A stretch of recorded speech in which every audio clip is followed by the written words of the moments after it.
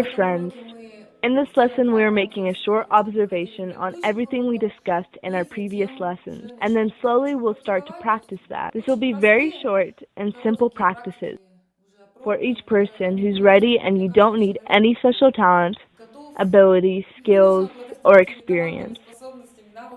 This is for everyone that's ready to go into the depths of your self-consciousness without being timid. On previous lessons, we learned that energy and reality cannot be in polarities, the way this graph is. Truthfully, energy is a clear flow with creative power, which after it is placed into specific conditions, it will become squeezed and heated and will result in an eruption. And when this energy behaves like this, then its next step would be for it to divide into polarities, which creates certain concepts like good and bad, creators and victims, predators and prey, and so on. So really this all happens due to the person being depressed.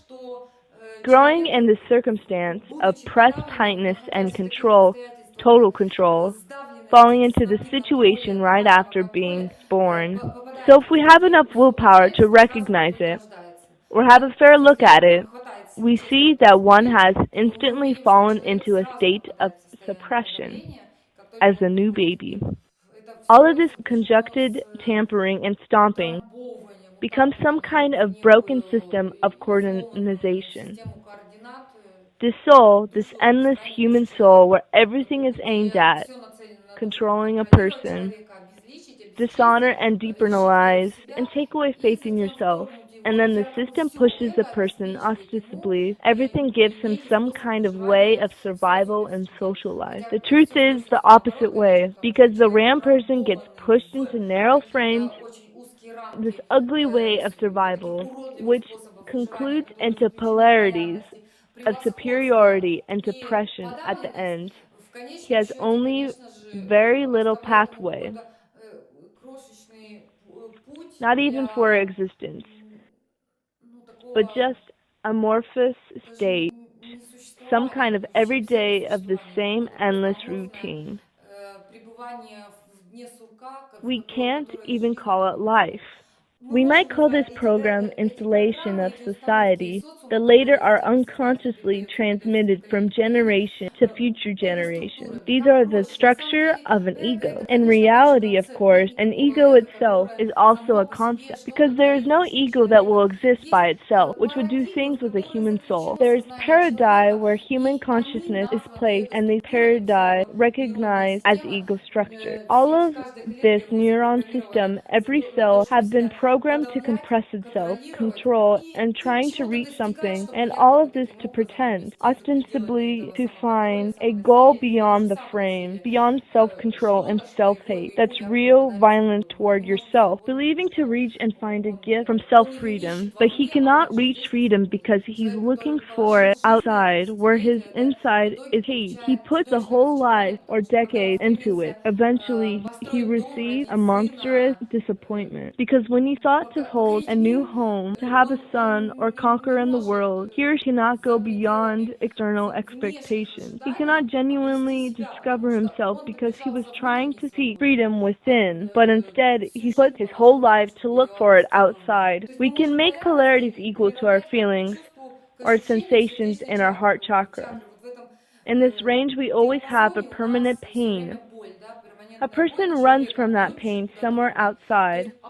This is absurd to look for, a remedy out of the internal world. When you have ache in your body, it is obvious because it appears on the surface. For example, when my foot hurts, it will heal the local spot with plaster. But when there is a soul wound, then it seems to us that we must look for solutions elsewhere, not trying to fix it locally. I would like to say, if we were to compare to why there is pain in the heart, what is it? Where does it come from? How does it feel? In reality, all of this we can truly compare to electric magnetic energy because that's how it is. In general, all that exists is magnetic. Like we can say matrix magnetic or space, it doesn't matter how we name it. It's still an endless universal magnetic. And when a person considers locally, if you look at as him as an illusion that he is separated magnetic, then we can see in his heart chakra there is a constant throbbing pain which obviously occurred when consciousness isn't divided into parts. It acts as two, magnetic, that are facing the same poles toward one another. And they pull from each other, they don't unite. When we go through training with doing specific simple exercise, for integration energy, it collapses. This is a genuine feeling. When energy comes together, the magnets reassemble to attract each other. And so we acquire a sense of harmony. Integration happens when actually there's connection. There's no mix on chaos, really through integration. An integration stage of consciousness, there are all things very structured, and the state of chaos follows to exist so that there is no confusion. But the truth, sustaining chaos by existing is from polarities. Usually people have experienced family institute, kindergarten, school, that brings a person to stressful split, to very, very small fragments or small splinters in the heart.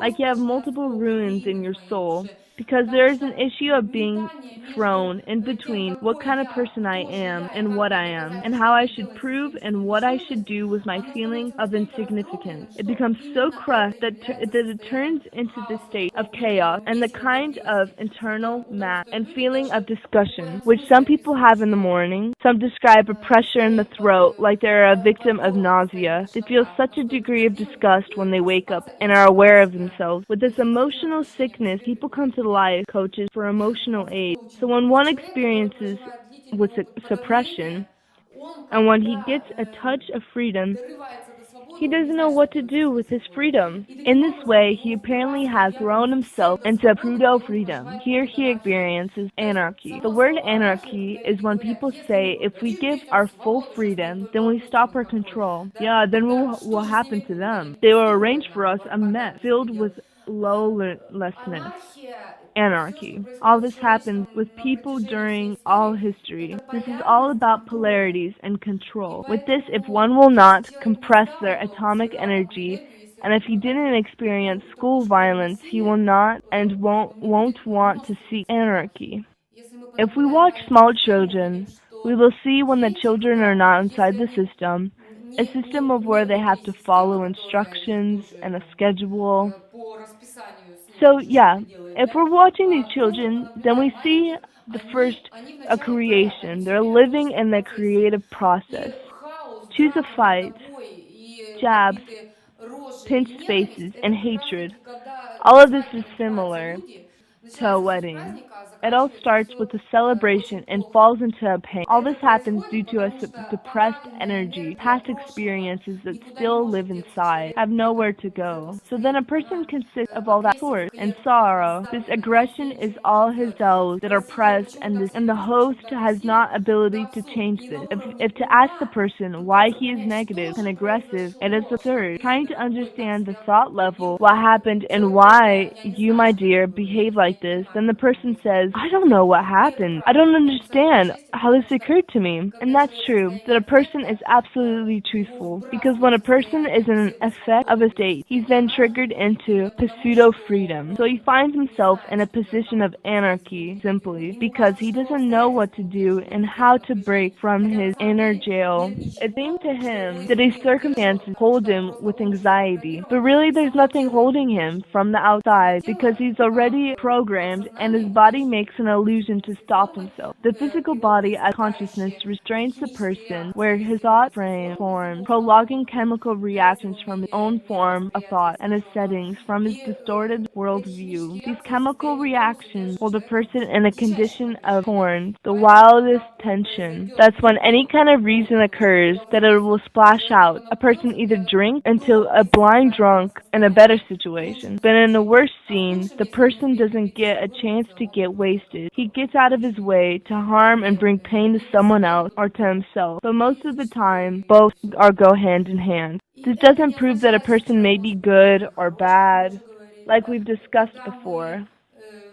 When we attach labels, that means we don't understand this kind of energy tears itself apart. It cannot act like water. It cannot find an exit, so it leaves during the most unexpected scenarios with any excuses to do so. Somehow, it still abruptly pop out anywhere. Something our hands do, something our mouths yell, something our body always performs, abusive actions. With our processes, we discover we should recognize to ourselves, this is me, and this is me, and this is the level of my consciousness, which acts in this manner due to suppression. If we are to say that this is a body emotion of clusters, this way we detach and throw away our responsibilities from ourselves. It is necessary for us to do exactly opposite. We need to take our responsibilities so that we can understand how our energies act when it is in a condition of pressure. All of our past experiences form from suppression and control. The most important thing if we're to accept this, and so all past experiences consist of this, and then our body contains violence, which means we can take responsibilities for ourselves so that we can learn how it works and what we can do with it. It's important to realize that, yes. I don't know how this happened. When some uncontrolled action comes from me, I use my authority of the elder and I suppress my own kid. I yell at them with intense hard language to act dominant toward the child because he is helpless. If I don't have a child,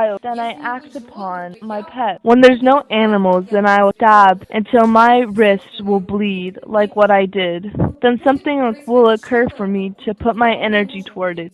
If we say that this is me, and this is also, and this is me, this level of consciousness, this is me, all of this is me, then we take responsibility of ourselves and acquire an endless field of responsibilities so that we can change and learn to grow. So I ask for you to remember a past experience from your school time when the teachers told the students that you were expressed a big shame, guilt, and tried to hide. Gosh, where to hide? It's like I'm a snail. A snail has a house to hide in. As if I could pull my shoulders deeper, or as if I could run away from here. Let's watch with our eyes. What are we feeling inside?